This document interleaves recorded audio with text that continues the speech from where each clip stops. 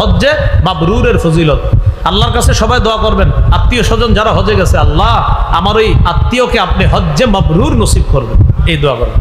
হজ্জে মাবরুরের ফজিলত শোনেন, সহিহ বুখারী 1773 নম্বর হাদিস।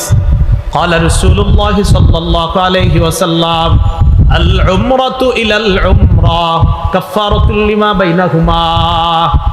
এক উমরা আর আরেক উমরা, দুই উমরার মাঝে যেই গুনাহগুলা হয়, পরবর্তী উমরা আগের গুনার জন্য কাফারা হয়ে যায়।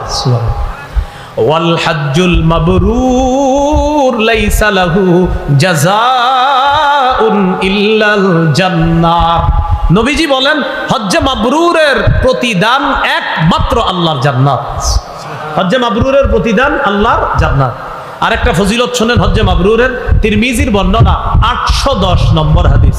قال رسول الله صلى الله عليه وسلم تابعوا بين الحج والعمرة فإنهما ينفيان الفقر والذنوب كما ينفي الكير خبث الحديد والذهب والفضة।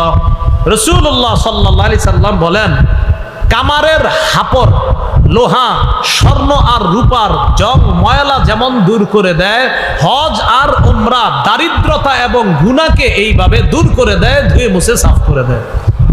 হজে গেলে টাকা খরচ হয় না? হয় না? হজে গেলে টাকা খরচ হয় কিনা? নবীজি বলেন, টাকা দেখতেছো খরচ হয়, তোমার দারিদ্রতা দূর হয়। সুবহানাল্লাহ। আরে ভাই, টাকা গেলে কি টাকা কমলো না বাড়লো? বলেন, কমলো। টাকা গেলে কি কমলো না?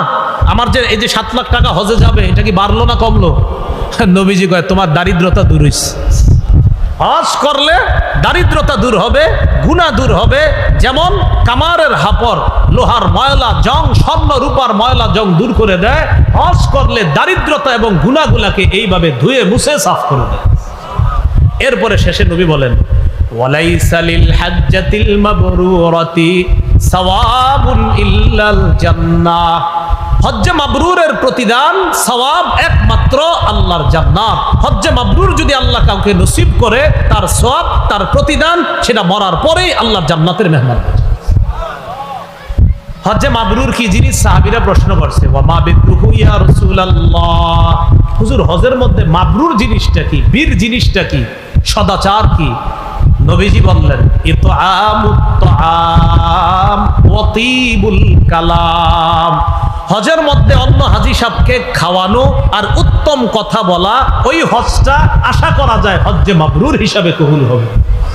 হজে গিয়ে হাজী সাহেবরে খাওয়াবেন আর সুন্দর কথা বলবেন, তো আশা করা যায় এই হজ্জে মাবরুর হিসাবে আল্লাহ কবুল করবেন। এই গেল 2 নম্বর কথা।